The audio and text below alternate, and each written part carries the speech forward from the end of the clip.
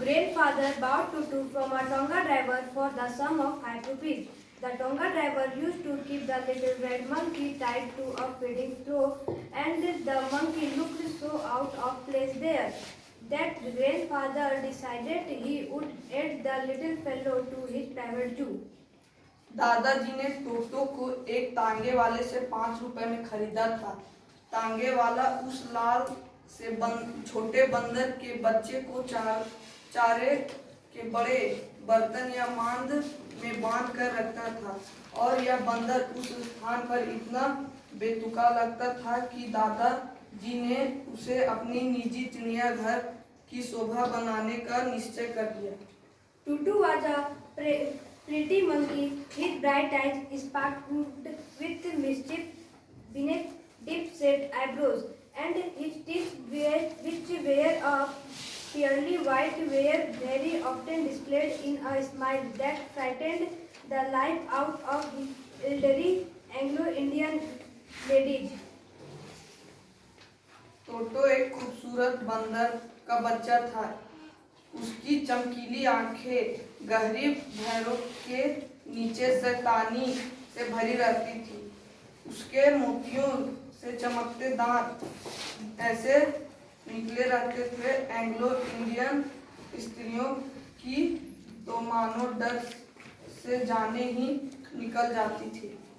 But his hands looked dried up as though they had been pickled in the sun for many years. Many dried up as though they had been pickled in the sun of many years, yet his fingers were quick and wicked, and his tail, while adding to his good looks, grandfather believed a tail would add to anyone's good looks. Also served as a third hands, he could use it hang from a branch, and it was capable of scooping up and delicacy that might be out of reach of his hands. परंतु उसके हाथ इतने सूखे थे मानो उसने वर्षों तक धूप में सुखाया गया हो, तो भी उसकी उंगलियां तेज और दुष्ट थी, और उसकी दुम उसकी शुद्धता को बढ़ाने के अलावा तीसरे हाथ का भी काम करती थी। वह इसका उपयोग शाखा से लटकने के लिए कर सकता था और किसी भी मजेदार खाने को उठाने के लिए वह इसका इस्तेमाल बखूबी कर सकता था। Grandmother always fused with when grandfather brought home some new bird or animal, so it was decided that Toto's presence should be kept a secret from her until she was in a particularly good mood.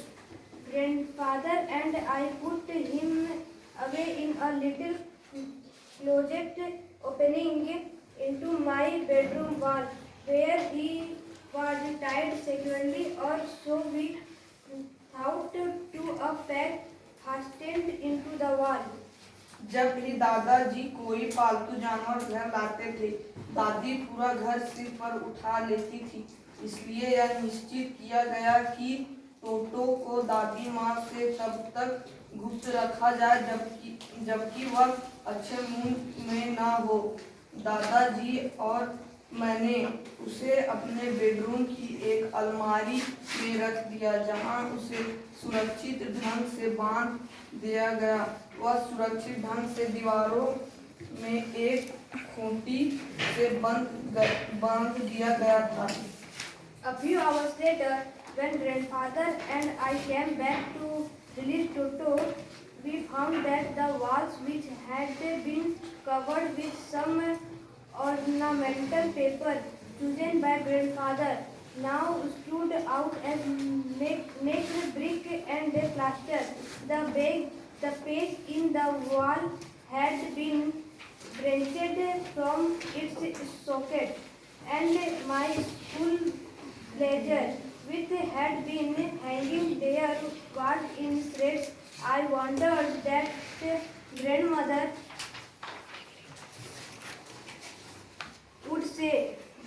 grandfather did not worry. He seemed pleased with Toto's performance.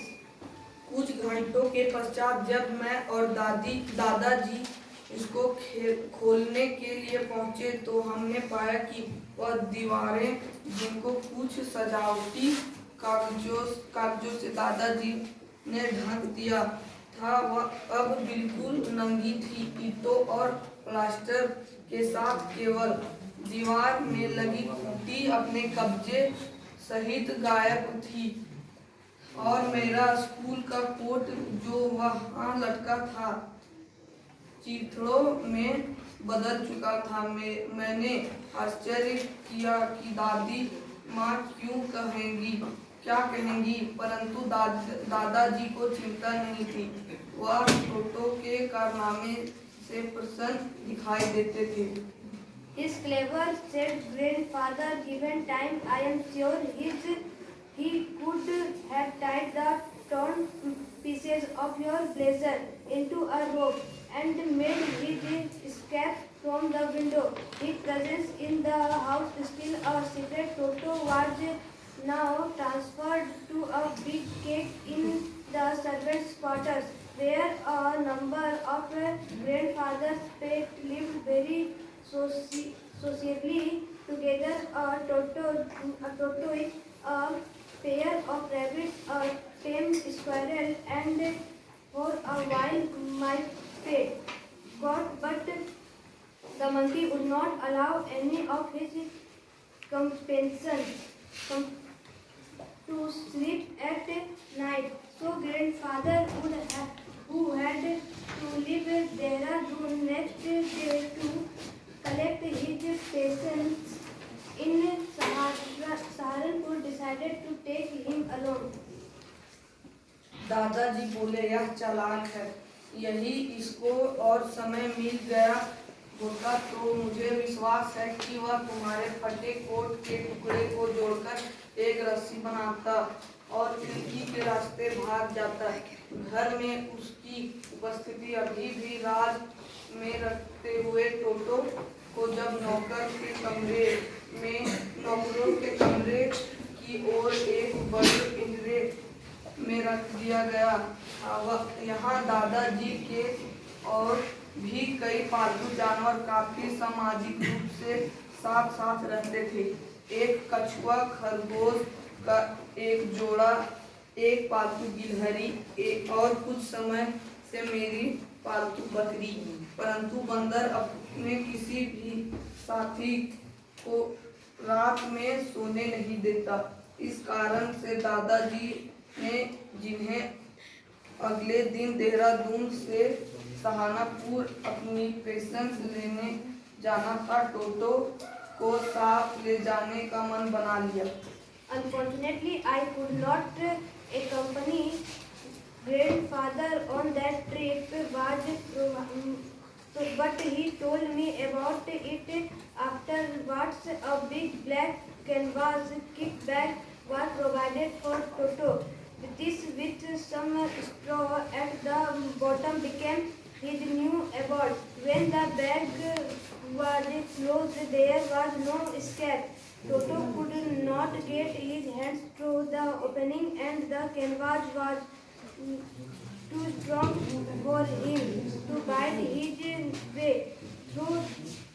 His efforts to get out only had the effect of making the bag roll about on the floor, or occasionally jump into the air. An exhibition that attracted a curious crowd of onlookers on the Dehradun railway platform. दुर्भाग्यवश मैं दादाजी के साथ उस यात्रा पर नहीं जा सका, परंतु उन्होंने मुझे इसके विषय में बाद में बताया। एक बड़ा काले तिरपाल का बना थैला टोटो के लिए लगाया गया। इसमें नीचे कुछ तिनके रख कर टोटो का नया घर बनाया गया। जब थैले को बंद कर दिया गया तो भागने का कोई रास्ता नहीं था। टोटो थैले के मुंह तक अपने हाथ नहीं बढ़ा सकता था और तिरपाल इतना मजबूत था कि वह उसे काट नहीं सकता था। उसके बाहर निकलने के प्रयास के फलस्वरूप थैला मात्र फर्श पर इधर उधर लुढ़कने लगता था या थोड़ा ऊपर उछल जाता था।